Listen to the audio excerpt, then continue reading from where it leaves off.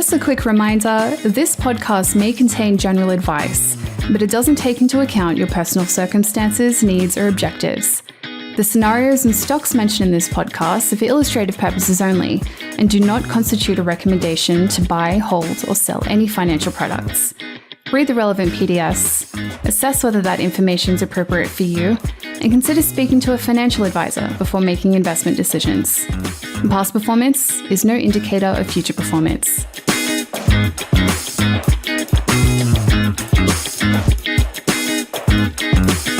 Hello and welcome to episode 37 of Stocks Neat. I'm Steve Johnson, Chief Investment Officer here at Forager Funds. And we're here today to discuss a wrap-up of 2025. A bit hard to believe, but we're here already, end of financial year 2025. And we send out a nice long report to our clients every year, talking about what's worked, what hasn't, and what might be coming up for our portfolios. I'll be joined separately by Gareth Brown from our international fund and Alex Shevelev from our Australian fund. Gareth, you're in the hot seat first. How are you? Hi, Steve. Hi, everyone. I'm well, thanks. Got a little secret to tell here because we do have a video. It goes up on YouTube and people can see me. And we were trying to blend this all together like we were in the one shoot. And Alex Shevelev is actually off today and we've done it separately. And I got up this morning and said to my wife, I have to wear the same clothes. She said, you can't wear that jumper. It's got holes in it. I said, well, it had holes in it on Friday. So anyway, if you can see the holes, I apologise about that. But welcome, Gareth. How's life? Good, thanks. Yeah. What's going on? Busy working, busy with kids. School holidays? All the usual, yeah. Yeah. We have been completely lame on the whiskey drinking front on this podcast for at least the last year, I would say. There's not a lot of whiskey drinking being going on, and partly that's a time of day recording thing, but also just been a very busy year. Given the year we've had, though, I reckon we can justify a whiskey, and we've been fortunate enough to have someone at work bring us a really, really nice one. We haven't tasted this today. No. Again, tell the truth. But we have tasted this, Gareth, and it's very nice. We've had this a couple of times on a Friday night. This is the container for those of you watching at home. It's called Yellow Spot. It's an Irish whiskey, so it's spelled with a K-E-Y like the Americans, not like the Scots. And it's one that you would call him a COO, Pat, has brought home from Ireland. He's an Irish man, and he brought it back for us to enjoy. It's about $150 a bottle here in Australia. Everything's overpriced here, so you might as well get something that you enjoy. And I think we both enjoyed this. It's aged for 12 years. They take the white spirit at the start of the process and they put it into 3 different kinds of barrels. So a bourbon barrel, a sherry barrel, and a Malaga barrel. Malaga is a sweet fortified wine from Spain. And then the contents of this is all brought back together at the end of 12 years and made into the product. And it's all done at the Middleton Distillery on the south coast of Ireland. So that is not, for those of you who might think that's Coogee. No, it's not. That's in County Cork in the south coast of the main island. The sherry and the Malaga here really give quite a sweet, long finish to it. It's just a very easy drinking whiskey, perfect for 5 p.m. midwinter office tipples. Yeah, very, very good, wasn't it? I enjoyed it a lot. It reminded me a lot of the Speyside Scotch whiskies that we have just in terms of that easy drinking whiskey. Really enjoyed it. So there's a good one for a present for someone or a present for yourself if you deserve it. And thanks, Pat.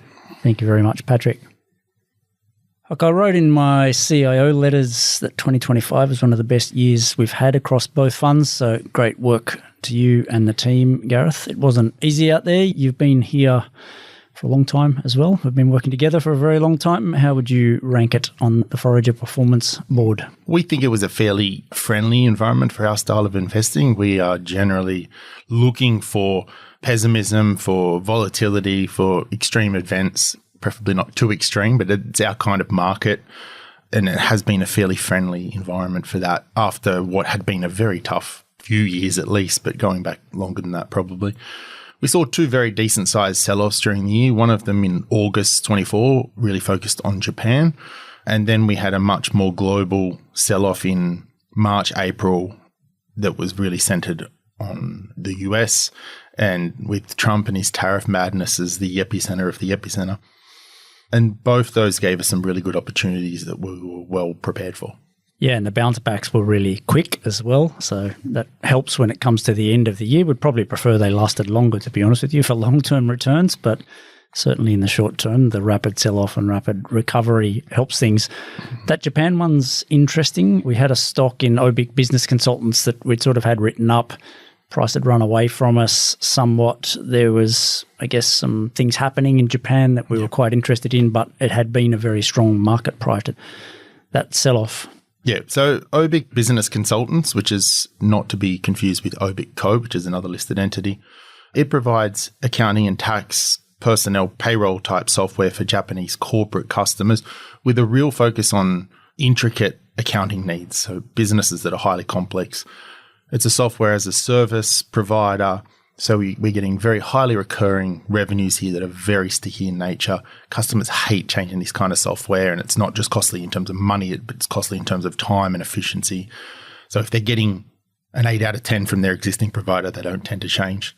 For me, this is a really good example of the power of preparedness, which is something we've really embraced strongly over the last number of years. By about mid-2023, we'd started seeing these changes in Japan that had become really apparent, real cultural changes to business that were being pushed by the government and the Tokyo Stock Exchange. But stock prices had already moved quite aggressively. But it felt like that change would be sustained, so we spent a lot of time getting prepared. Harvey and Bella did much of the analytical work on this stock and a lot more really back in 2023. All our investments in Japan in prior years tended to be big global conglomerates, so Sony is a great example. But we keenly started looking at some of these domestic plays as the business environment got friendlier to foreign minority shareholders. And then Japan had some very substantial wobbles around August 2024, and quickly things on our wish list started turning up in the portfolio as a result of some of the work that we'd done prior. It's really grown as well. That part of the portfolio started with one stock here that we've wanted to own for some time. I think our entry into that led to a few trips up to Japan and a few conferences, and it's really become a vein, I think, that's become very prospective for us. And we've now got 6 or 7 of these software companies up there. I think this whole Uberization of something is dangerous. This company is the Uber of China, or often in countries the economics are different, but we really have seen this playbook before. You mentioned with OBIC, it's accounting software. They have been transitioning from charging someone for 5 years worth of licenses to an annual subscription. Yeah. We know that hurts your profitability. It masks the speed of your growth for a period of time, but then translates into a wonderful business at the end of that transition. There's just a lot of that going on up there that is the same sorts of dynamics that we've seen in other parts of the world. A decade earlier, or more, even in the US, and then into more niche softwares more recently and into other markets. And Japan's sort of the last one to go. Yeah, and it's not a cultural thing that you're expecting to be the same either. It's some pretty simple mathematics, I think, in terms of how that growth is going to turn up in returns. And I think we've got more comfortable on the governance side of things as well, that capital, there is a strong push, and we're seeing real progress, still miles behind the US in terms of actual capital efficiency, but it's all moving in the right direction. I think just adding to that, this is pressure from the government and the stock exchange, but it's also a push on digitization that you've touched on, and cashless payments and all sorts of things where they're looking around the rest of the world saying what's best practice and where should we be, which Japan's been this enigma for a long, long time. You always think of it as like all this automation of robots and that kind of stuff, and yet the back office had been paper-based until really recently. And there's just been this push to say, actually, there's a better way to do this. It's not just about stock markets, it's about making Japan more efficient. And some of our investments are direct ties into that concept. Talking of playbooks we've seen before, do you think we'll be applying CBA-like multiples to our European investments in banks anytime soon? Not if we're going to continue holding any.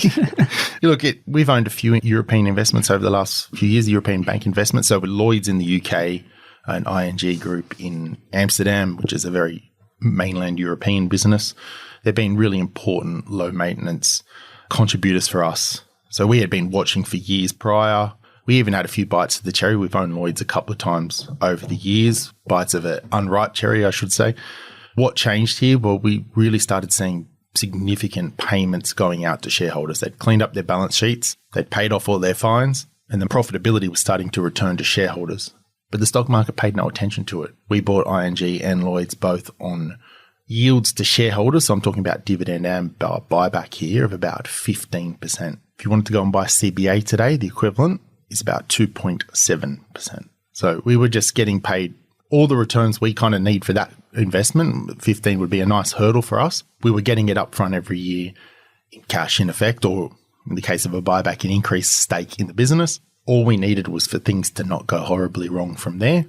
And we thought that the background there for Europe is probably better than it is for in Australia. These are post-crisis banks that have gone through and cleaned up all their balance sheets. So it was just an easy opportunity. We still own ING. It's still an important position for us. We've said goodbye to Lloyd's in the last few months. And also to Tesco, which is a supermarket business in the UK that was similarly mispriced. We're finding lots of opportunities in the UK still, but they are tending to be less obvious, maybe smaller cap businesses. It's still a place that's very pessimistic, but some of the big easy stuff has started to move. It's fascinating how after a long period of underperformance, you can effectively normalize anything that you want. Yeah.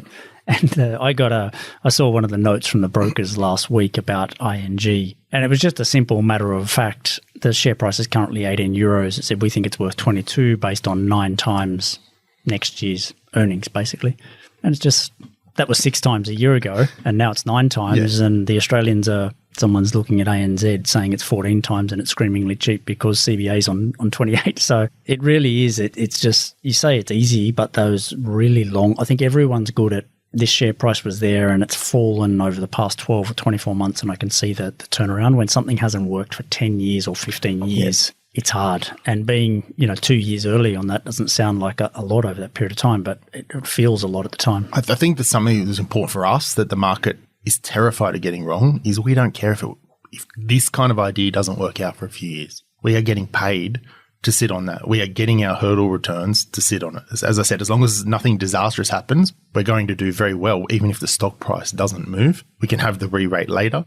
Most of the market is geared around, if it's not happening in the next 6 months, then I've made a mistake here. Yeah, I talk about it as you're playing a different game, and you need to, right? Because there are people that are good and have very expensive, large AI-driven systems about predicting what's going to happen next week. There's not a lot of point in us playing that game to start with. Especially on those bigger, bluer chip things that we don't own a lot of. When we do, they need to be pretty obvious and need to pay their way in the portfolio.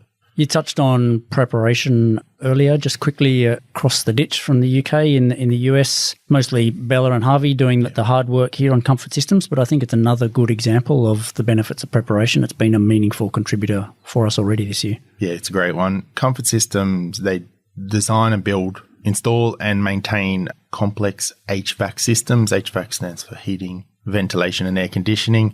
I'm not talking about the Fujitsu system at the back of your house here, but systems that are designed to run, industrial plants, data centers, all that sort of really complex stuff. And it often needs very, very accurate, like something like a data center, it needs to be highly precise around, quality and temperature and everything like that. Again, the power of preparedness. You met these guys in Chicago in 23, I believe. November 23, that would have been, yeah. Harvey met them 12 months later and said, I agree with you. It's moved up a lot, but this is a business that we should have on our watch list. It could be a very good investment at the right price. How does that right price? So, Harvey and Bella then did all the research. It's interesting that these sort of buzzword segments, they really do create their own opportunity here. So data center has been hot topic for quite a while in markets. We couldn't make the maths work, late 2024 or earlier. So if it's not cheap, you just wait. And markets started getting concerned about the pullback in demand from industrial customers. Trump came in with his tariff madness and the thing just got blown out of the water. It fell more than 40% in a couple of months earlier this year. We pounced. And it's rallied all the way back a couple of months later. We really almost bottom ticked this one, thanks to the work that Harvey and Bella had done. And, we still own a position here, but we've sold a lot of it already. So it's worked really, really well. And just this idea that markets are getting more and more momentum driven, the preparedness, I think, is even more acutely important than it has been in the past. Yeah, I think a few things that are really important there. I touched on a couple of them in my letter. This thematic-based investing has never been easier for people. I mean, if you wanted to bet on data centers before, and I'd say this is largely still the case here in Australia, you need to go and research, okay, which stocks are exposed to this and how do I go about it?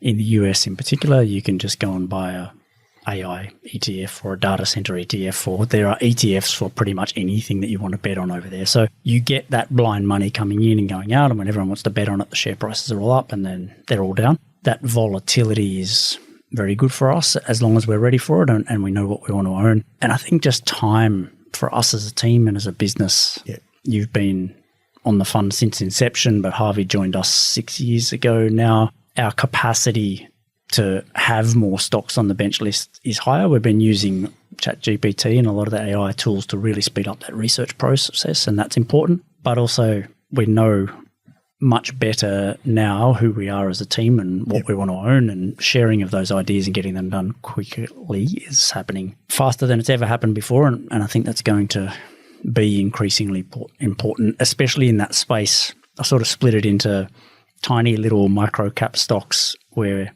we think we've got some informational edge. We've talked about some of those companies up in Japan are as small as 100, 200 million US dollars in market cap and not a lot of attention being put on them at all. Once you get into that 5 billion, 10 billion sort of range in the US, it is mostly momentum and sentiment driven, but the swings are just so extreme that we're getting opportunities over and over again. Yep. Agreed. I'm going to ask Shev the same question when he gets on after a 30% year for the Australian fund, but it's been, 3 good years. We've actually 5 out of the last 6 have been really strong for our international fund, and people always ask us the question after a good year, what happens now? Particularly those people thinking about investing get worried when things have gone well. So tell us how you're thinking about the portfolio. I'll start with my usual spiel about preparing, not predicting. We don't know what the future is going to bring. We want to react as optimally as we can, but it's not something it's hard. It's not easy to know in advance, or it's not possible to know in advance how those opportunities will unfold. We've generally held a lower percentage in the US, over 2025 than we had in recent years prior. That may or may not continue. I really don't know. It's going to depend on the opportunities we find there and, of course, the opportunities that we find elsewhere. It is always going to be an important market for us, but the idea is to find the cheap stocks where we can find them. And if we can find them in the US, there'll be a lot of US ideas in there, and otherwise there won't be as many. A particular idea around discretionary retail that we think is really quite interesting. It's a very beaten up sector. We've lost some money on ideas in that sector over the past 12 months, but we think it is one of the more attractive pockets at the moment, and we own some interesting ideas in that space. We touched on Europe and the UK already, but it's still attracting healthy chunks of our portfolio. My guess is that we'll probably end up owning more smaller and mid and smaller than we've owned in the very recent years. The Tesco's and Lloyd's opportunities are sort of not as obvious anymore. It's likely to be a little bit more off the radar than it has been in the past few years, particularly in the UK. And then we remain really excited about Japan. We've got a nice portfolio there. We've already had a couple of interesting switches where something's moved up very nicely and then we found something else and just been able to recycle that money. And so with a bit of luck, we'll see some more of that, which really helps add to our overall returns. These are businesses that are cheap, that can grow for decades, and that are exploring playbooks that we've seen elsewhere. So it's something that we're very excited about. Fantastic. Thanks, Gareth. You can take your whiskey and run, and I'll get Alex Shevelev into the hot seat to talk about our Aussie fund. Like I said at the start of this, thanks a lot. Please pass that on to the rest of the team as well. Will do. Thanks, everyone. We really appreciate your support. Stay tuned. We'll be back in just a sec. Are you a long-term investor with a passion for unloved bargains? So are we. Forager Funds is a contemporary value fund manager with a proven track record for finding opportunities in unlikely places. Through our Australian and international shares funds, investors have access to small and mid-sized investments not accessible to many fund managers, in businesses that many investors likely haven't heard of. We have serious skin in the game too, meaning we invest right alongside our investors. For more information about our investments, visit foragerfunds.com. And if you like what you're hearing and what we're drinking, please like, subscribe, and pass it on. Thanks for tuning in. Now, back to the chat. Hi, Alex, and welcome. First up, congratulations on an excellent year. Listeners can read the performance report for themselves, but it's been an outstanding year of returns, and your personal contribution to that has been very, very significant, as I pointed out in my part of the performance report. Can you give us a high-level summary of the 2025 financial year? Well, thanks, Steve, and hello, everyone. So yes, as you mentioned, a touch over 30% performance, which we're very pleased with. The All Ordinaries Index did about 13%, that is including the dividends, and the Small Ordinaries a little bit less at 12%, continuing that quite long-term trend of All Ords outperforming the Small Ords. So we're pretty happy with the relative performance, very happy with the absolute performance, and yeah, on to the next year. No CBA in your portfolio? No, not in this one, Steve. As everyone would know, we're looking for the unloved and underappreciated, so nowhere near the CBAs for us. Yeah, it's been crazy. I think that one stock's performance has been represented about 6% of that 13% return for the All Ordinaries Accumulation Index. So for those at the big end of the market, it's been pretty hard work outside of that, but we're going to focus on our little world, which is well away from all of that sort of stuff. You mentioned in the report the 30% return from the ASX Tech Index. Forager Australian Shares Fund has had fairly decent weighting to tech stocks for a number of years now, so presumably that tailwind helped. It did somewhat. Now, I'd say we've been quite selective in the tech businesses that we have been looking to. It has been a very prospective place for us to be fishing, and you've seen that over the last couple of years. You saw that with Gentrack, you saw that with RPM Global, and this year especially with Catapult and contribution by Bravura. So yes, some of our top performers have been in that tech index, and it's been helpful that that's been a healthy general space where investors have been looking. But by the same token, ReadyTech was one of our worst performers, contributed more than 100 basis points to the downside this year in the portfolio, and it too is a tech stock.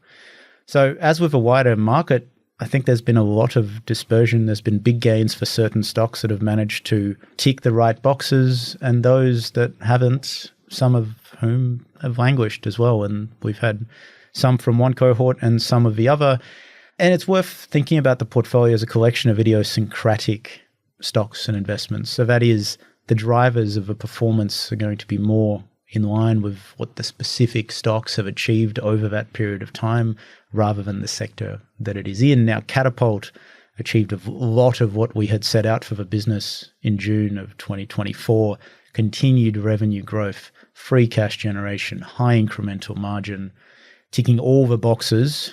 ReadyTech's growth unfortunately slowed, and the outcomes were sort of in line with that underlying operational performance. Yeah, and the distance from we'll talk about this when we come to the outlook later in this podcast, but the distance from the penthouse to the outhouse is a long way in this market at the moment. There's this real, if you liked, you're trading at very healthy prices, and if you're not, there's not a lot of interest in you, and we've seen that across the market and across our portfolio. I don't want to talk too much about Catapult. It's been our largest holding for much of the past year, been a wonderful investment for us, one of our greatest. We've also talked it to death for exactly that reason. The results have been important and the movements have been important.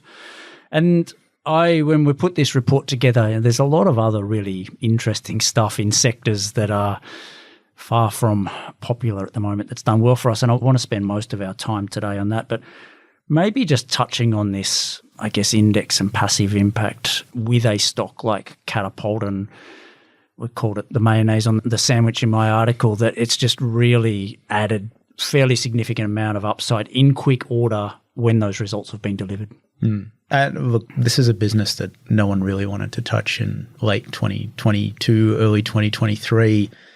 It was languishing at below $1 per share, now closer to $6. It was trading $100,000 to $200,000 a day.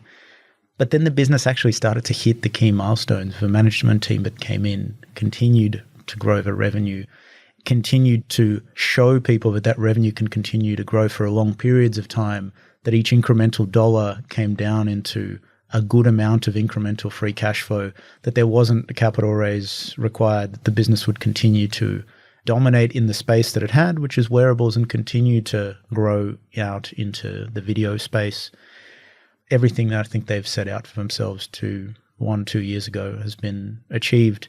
And then that graduation process really starts to kick in. So there's more investor attention as that starts to happen. The business found its way into the ASX 300, now actually more or less threatening the 200 with a little bit more price appreciation. There's just been a lot more attention on a business, and the underlying characteristics of a business haven't changed dramatically, but people's perception of it has shifted a lot. As a sign of that $100,000 to $200,000 a day of trading volume is now more like $15 million a day in June. If you're a large fund and you wouldn't even be able to look at it when it was sub $1, now you're able to actually get set in a meaningful position.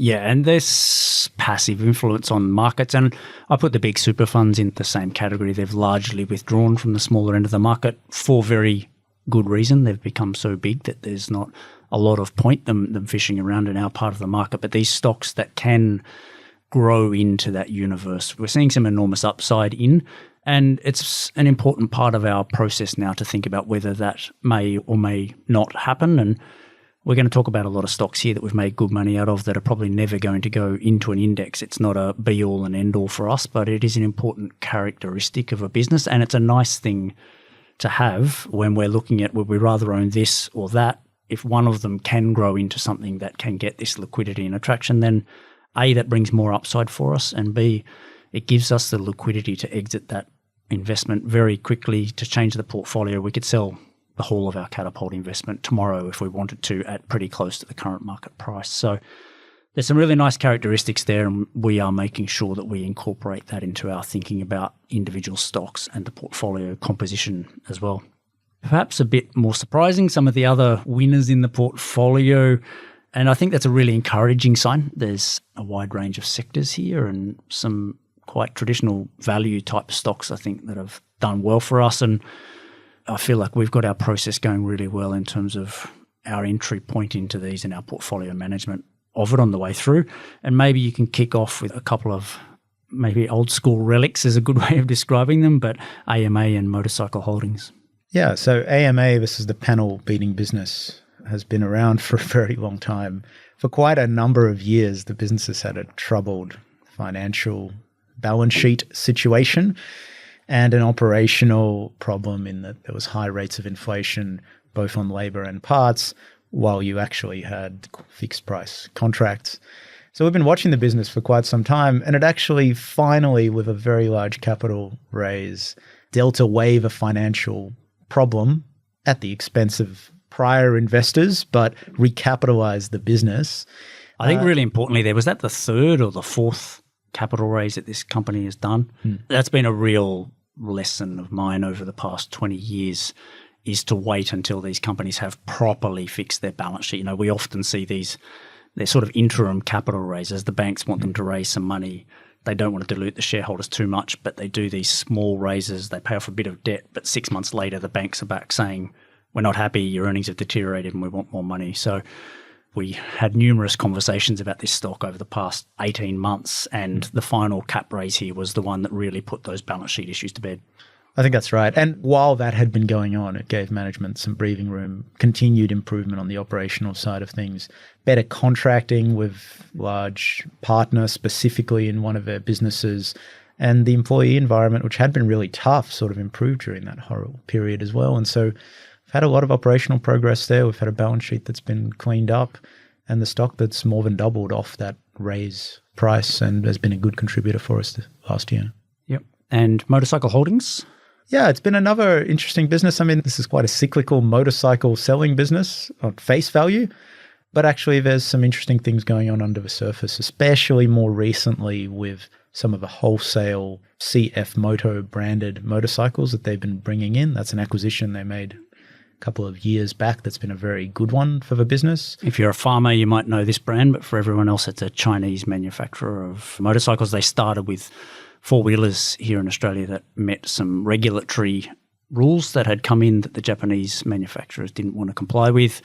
Bike seems to be at a very attractive price to quality level, like a lot of the Chinese cars, I would say, that is attracting pretty significant market share, and Motorcycle Holdings is the exclusive distributor of that in Australia. That's right. And there were other tougher operational issues 12 months ago that have since improved somewhat. We also had forced selling of a stock 12 months ago and driving it to levels that were very, very cheap by comparison. And so we participated at that point sub $1 nearly 12 months ago. We purchased quite a large chunk of shares. And the business improved operationally during that period, but actually in the last couple of days of 2025 financial year, came out and actually did a very impressive deal, purchasing quite a few dealerships from their largest competitor. That was financially a very well struck deal because that player had gone into administration. And also it consolidates the market. They now sell 20% or more of the new bikes in motorcycles in Australia, which is a great place to be.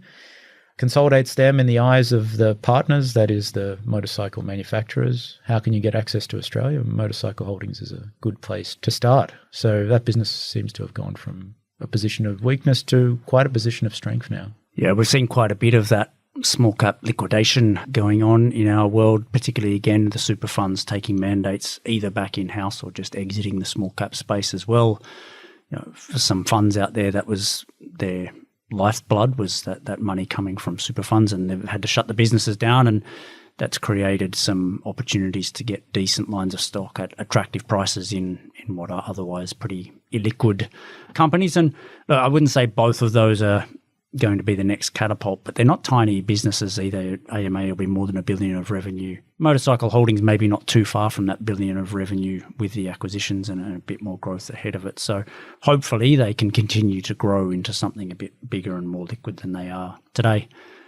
Takeovers have been can't remember a performance report that we've written over the past 5 years that hasn't had a few of them in it, and a few more in 2025. Can you touch on what's been going on in that space? Yeah, look, it's been an interesting collection of stocks. Probably the one where we're happy to see the back of is Big Tin Can. It's been an unsuccessful, disappointing investment for us almost from start to finish. Now that takeover occurred at more than double the most recent raise that they had to do, but the business operationally was deteriorating. We were happy to see the back of it after some number of years. PointsBet's been an interesting one as well. It's a good example of what can happen when there are multiple very keen bidders for a business. In the PointsBet side of things, they had a very well cashed up Japanese bidder for the business and also a domestic competitor that's very keen to get their hands on the business for the synergies involved there. Both of those have sort of duked it out, and we're probably nearing the end of that. That's now. At the other end of the spectrum from Big Tin Can, been a wonderful investment for us over maybe 2-year period. I think August 23 was probably the start point there. I got a lot of capital back almost immediately from that stock, and the takeover price is a pretty full one, which is good. So the happy ending via takeover rather than being put out of our misery like we were with Big Tin Can. Absolutely. And then something completely different again, Johns Lyng, which is quite a recent position for us. It's a business that handles for insurance company the remediation repair of often houses, and that business has had a difficult period because the weather's actually been too good, and you can see that in a lot of the insurers' accounts. There has not been over the last 12, 18 months a lot of bad weather, probably apart from the last week or two, and that's been difficult for Johns Lyng. The stock has sold down from a multiple that was very heady in the old days. Earnings have gone backwards, multiples have gone backwards. And now we also have a bidder.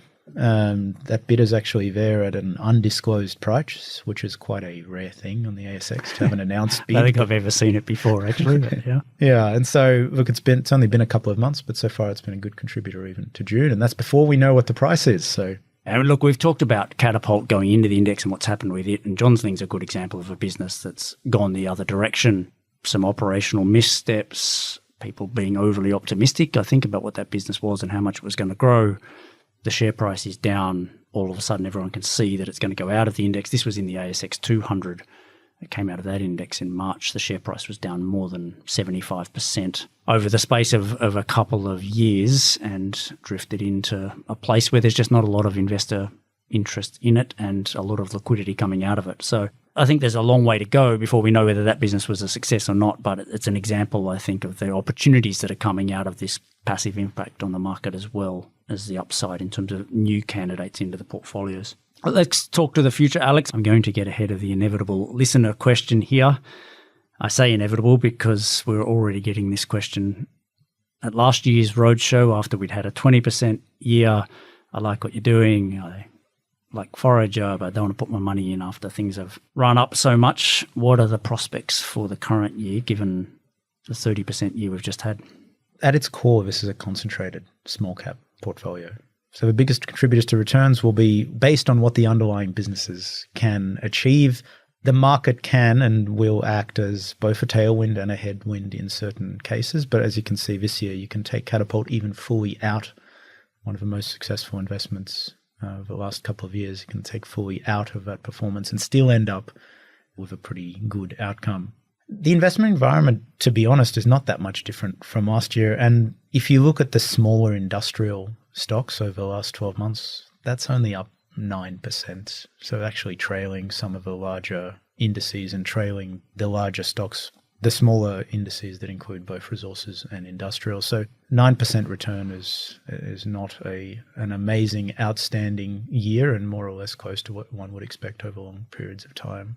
We've also, I think, done a decent job of recycling some of the extraordinary winners from past periods. We've had, over the last couple of years, quite big wins in Gentrack. We've had quite big wins in RPM Global. Gentrack, for example, contributed very healthily to financial year 23 and 24. You can see it in the annual reports for that year. We no longer own that business. RPM Global was close to a 10% position for quite a long period of time in the portfolio.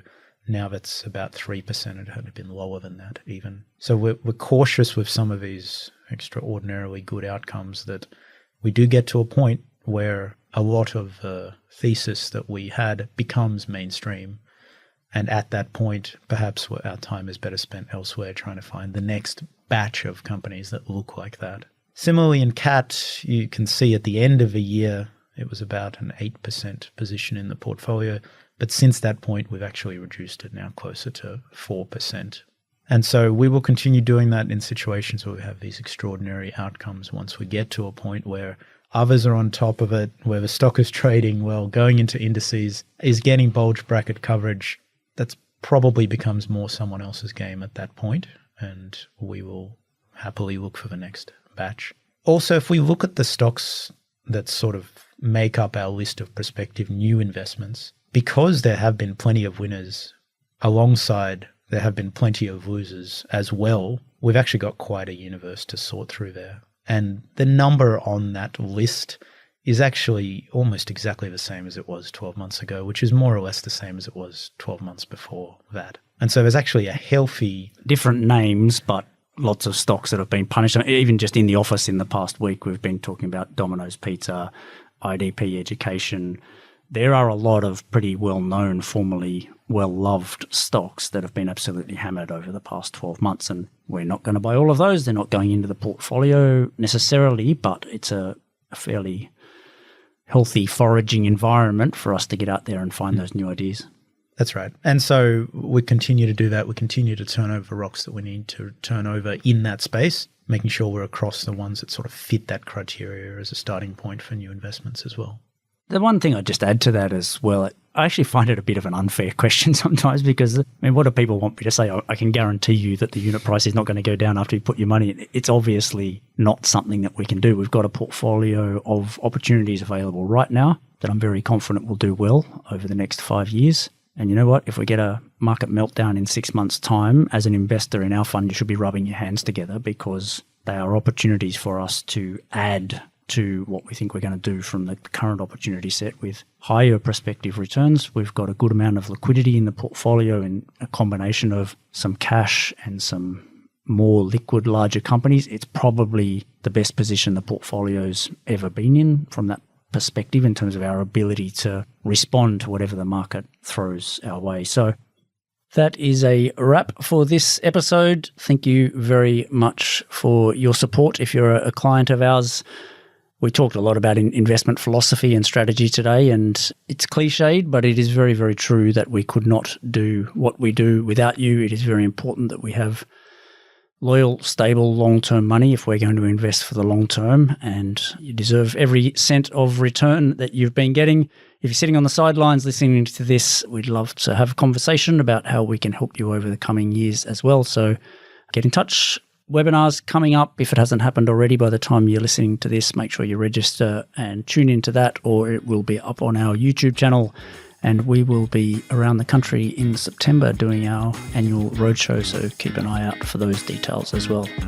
Thank you. As always, any questions or comments, send them through to admin@foragerfunds.com.